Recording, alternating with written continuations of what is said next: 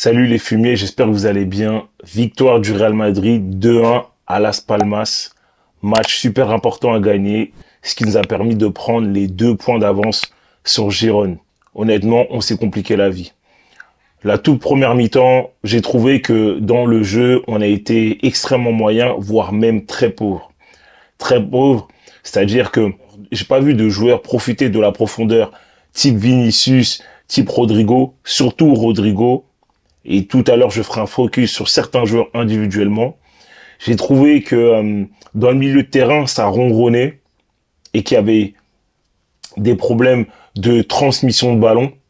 Et c'est là où tu vois que là, sur ce match-là, il manquait un joueur comme Jude Bellingham. Parce que je sais qu'il y a beaucoup de joueurs qui parlent de Jude Bellingham. Oui, il sait pas faire ci, il sait pas faire ça, tout ça et tout. Mais on sentait que Jude Bellingham manquait vraiment dans ce match-là. Ça manquait réellement de complémentarité.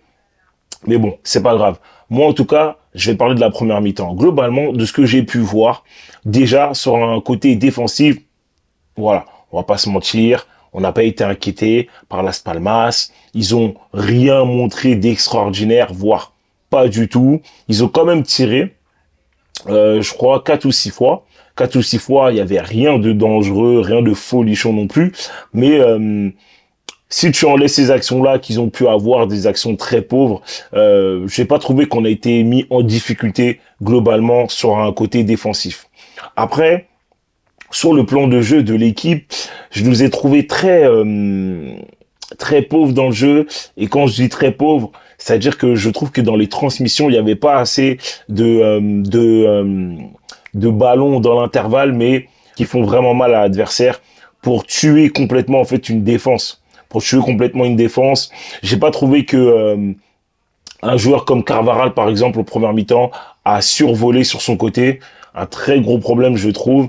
Et en parlant de latéraux, là, parce que là, je fais un focus sur les latéraux, mais Fran Garcia, aujourd'hui, les amis, sur la toute première mi-temps, il était exceptionnel. Je trouve que ce mec-là, aujourd'hui, a montré qu'il avait des capacités et qu'il avait des qualités offensivement. Parce que oui, on va pas se mentir, on sait que défensivement, c'est pas un joueur extrêmement fort, extrêmement bon, très injuste, d'ailleurs, sur certaines prises de balles défensives.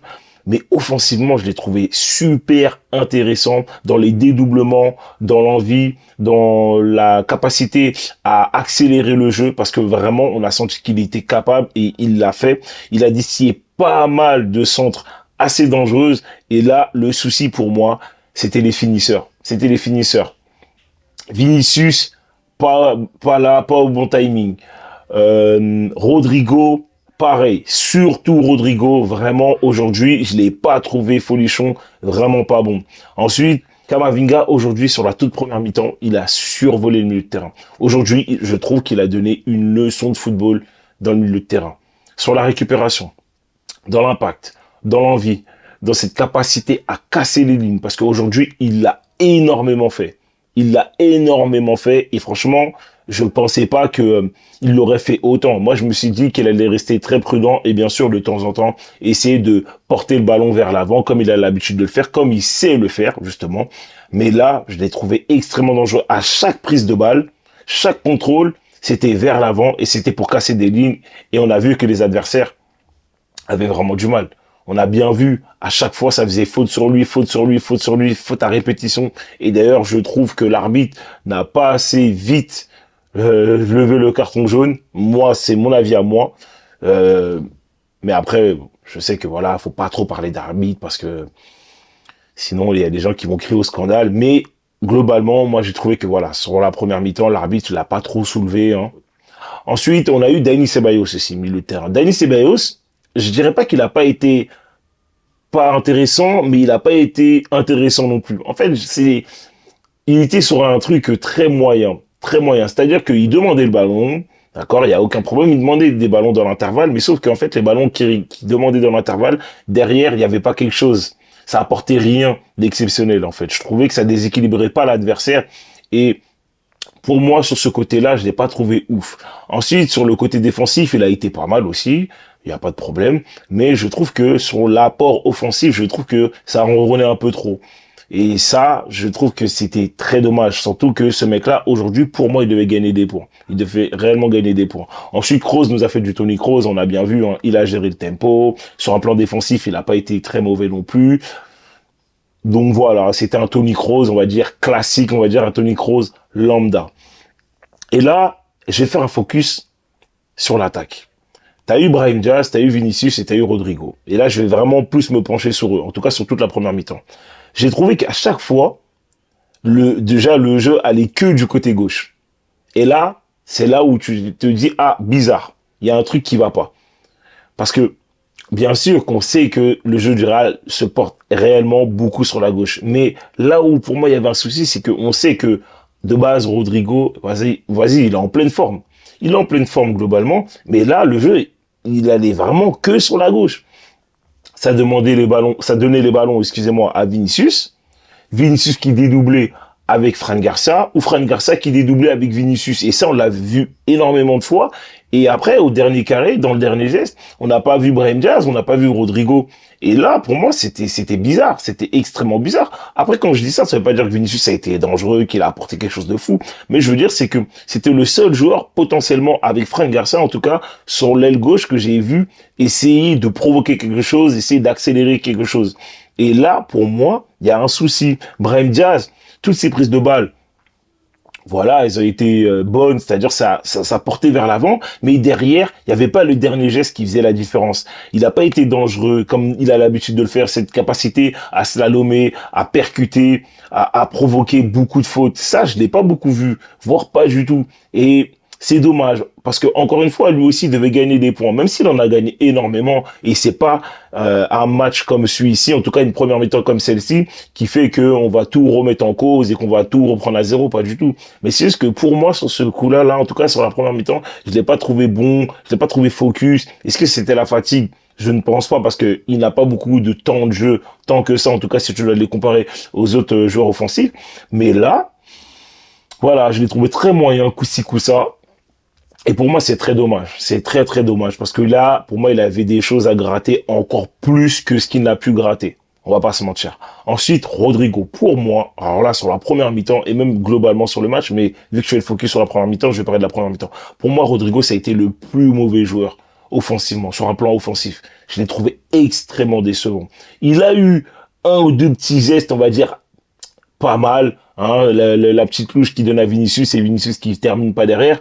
Mais déjà, premièrement, cette action-là, il y a eu hors-jeu de Vinicius, donc en soi, tu peux pas vraiment le prendre en compte. Mais ce que je veux dire, c'est que sur la capacité à déjà demander des ballons dans l'intervalle, je l'ai pas beaucoup vu. Cette capacité à prendre le ballon, éliminer et apporter ce danger-là sur la dernière passe ou sur le dribble ou même sur le mouvement, je l'ai pas trouvé bon. Mais vraiment pas du tout bon. Pour moi, il y a rien il y a rien à garder sur ce match-là. Il y a rien à garder. Moi, personnellement, sur sa première mi-temps, je jette tout. Je jette tout, malheureusement. Vous allez dire peut-être que je suis dur, mais sur ce match-là, en tout cas, je jette tout. Je trouve qu'il n'a pas été bon. Ensuite, on va basculer sur la deuxième mi-temps. Et là, la deuxième mi-temps, pour moi, il y a un très gros problème. Parce que la deuxième mi-temps, comment Las Palmas rentre dans le match, tu sentais tout de suite qu'ils allaient marquer. Et là, on a vu, on a pris un but. On a pris un but. On a pris un but très très vite parce que eux ils sont rentrés dans le match avec cette envie-là, en apportant de la vitesse, de l'agressivité, et ils ont été clutch. Ils ont été clutch malheureusement. Et là, pour moi, il y a un joueur notamment, même si c'est une erreur globale, mais pour moi, il y a un joueur pour moi qui a été extrêmement fébrile sur cette action-là, c'est Nacho. C'est Nacho.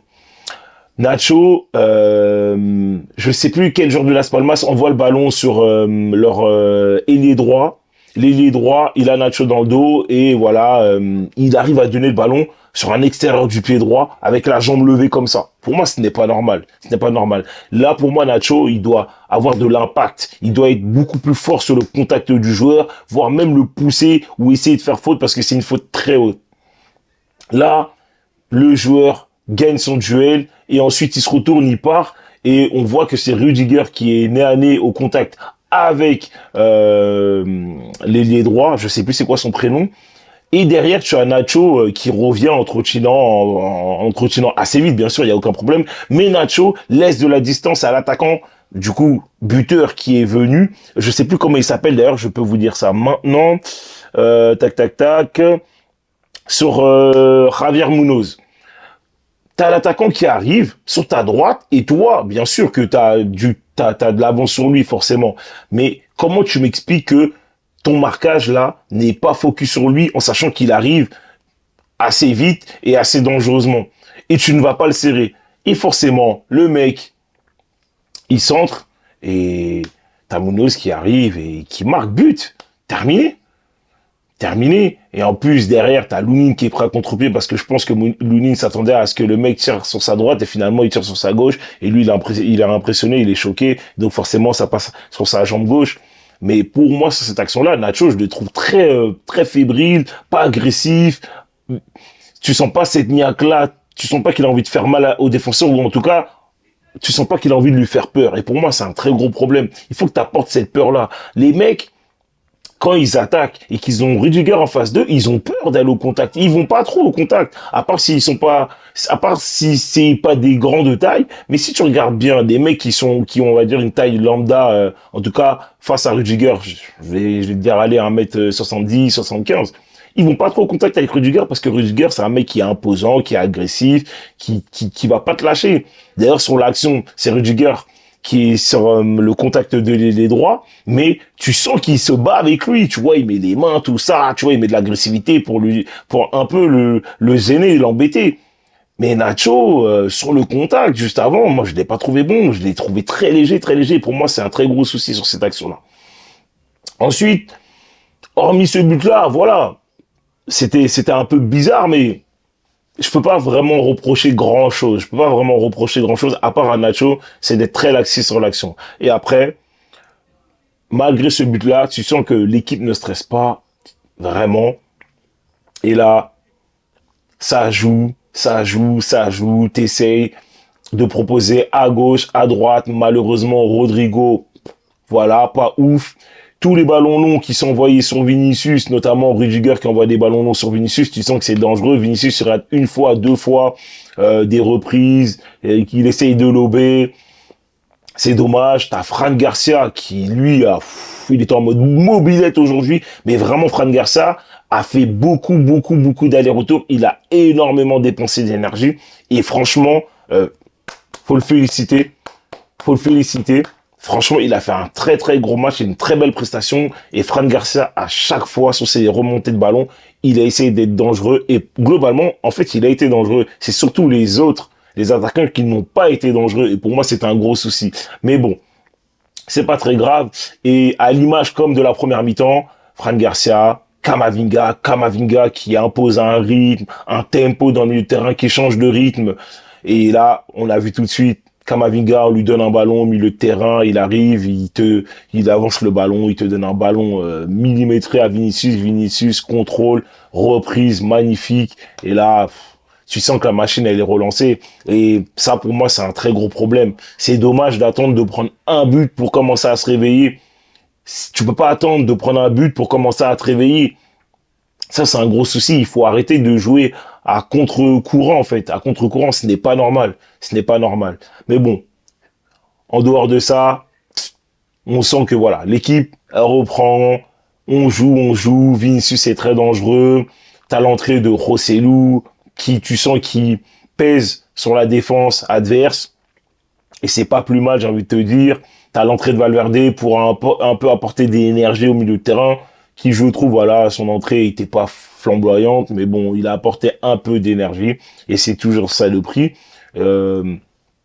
Ça a beaucoup joué. D'ailleurs, on a eu aussi l'entrée d'Arda Güler, qui, on va dire, a fait une prestation normale, hein. Malheureusement, ce match-là, pour moi, c'était un peu piège pour lui, mais bon, il n'a pas été mauvais, mais bon, ça, il n'a pas été exceptionnel, il n'a pas pu montrer ce qu'il était capable de faire, mais c'est pas très grave. Mais là, par contre, anniversaire de Tchouaméni, et Tchouaméni nous fout son but. Tchouaméni nous fout son but sur un super corner bien tiré de Toni Kroos. Le gars, il arrive, gros coup de casque, et c'est magnifique. Et là, victoire 2-1. Victoire 2-1, et tu sais que là, vas-y, Las Palmas, ils peuvent pas revenir. Ils peuvent pas revenir. C'est impossible, parce que si tu regardes sur les 90 minutes de jeu, t'as la maîtrise. T'as la maîtrise, il n'y a aucun problème, t'es pas inquiété. Mais voilà, tu sens qu'à des moments, bon, tu peux faire mieux défensivement, tu peux être plus agressif, beaucoup. Tu peux mieux dominer en tout cas ta partie de terrain. Tu peux mieux dominer ta partie de terrain et notamment ta surface de réparation. Et c'est juste ça qui est dommage. Et c'est ça que moi je reproche en tout cas à Nacho, surtout quand tu es le second capitaine. Moi, c'est ce que je reproche sur ce match-là. Donc voilà, après, il n'y a pas grand-chose à dire sur ce match-là. Tu prends les 3 points, tu as 2 points d'avance sur Girone, tu as le Barça qui joue, d'ailleurs, je suis en train de regarder le match, et là, ils font 0-0. Et si jamais ils perdent, bah, déjà, tu prends 10 points d'avance sur le Barça, et c'est sûr qu'à 10 points d'avance, le championnat, tu peux te dire, ouais, tu t'approches réellement de pouvoir la prendre, cette Liga. Mais bon, faut pas oublier, t'as Girone à 2 points, et Girone, ils vont pas lâcher le morceau. Voilà. Moi, si je dois retenir quelques joueurs, en tout cas dans mes tops aujourd'hui sur ce match-là, ça a été Fran Garça. Pour moi, Fran Garça, le meilleur joueur de ce match-là, avec Camavinga, dans un registre différent. Fran Garça, parce qu'il a été dangereux à chaque remontée de ballon, et il n'a pas été mauvais défensivement. Et Camavinga a aussi cette capacité à changer le rythme du jeu et à avoir des passes dangereuses et à casser les lignes et voilà, à apporter quelque chose de beaucoup plus dynamique que ce qu'on peut voir avec un Tchouaméni. Et après, voilà, hein, Vinicius, forcément, Vinicius qui marque 8 buts en 8 matchs aussi. C'est énorme, c'est vraiment énorme. Allez, pour moi, mes flops, c'est Nacho, Rodrigo, Brahim Diaz. Voilà, pour moi, ce sont mes 3 flops. Ils n'ont pas fait des matchs catastrophiques, mais ils auraient pu faire mieux. Et Nacho, pour moi, il est un peu coupable sur ce but-là, même si c'est pas le seul, c'est toute l'équipe. Mais en tout cas, je l'ai trouvé beaucoup plus coupable que les autres.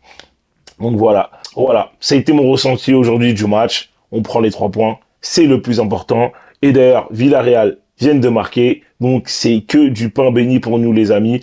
Surtout, je tiens à vous remercier de me soutenir sur la chaîne. N'oubliez pas, s'il vous plaît les amis, de liker, c'est très important. Liker, de vous abonner, parce que j'ai vu qu'il y avait pas mal de personnes qui regardaient mes vidéos, mais qui ne s'abonnent pas. D'ailleurs, je vais mettre la stat ici. Surtout, n'oubliez pas, abonnez-vous, appuyez sur la petite cloche pour être prévenu directement dès qu'il y a une vidéo qui tombe. Surtout, n'hésitez pas à me donner vos impressions sur le match en commentaire. N'hésitez réellement pas, on est là pour discuter. Et surtout, les fumiers, passez une bonne soirée. Ciao.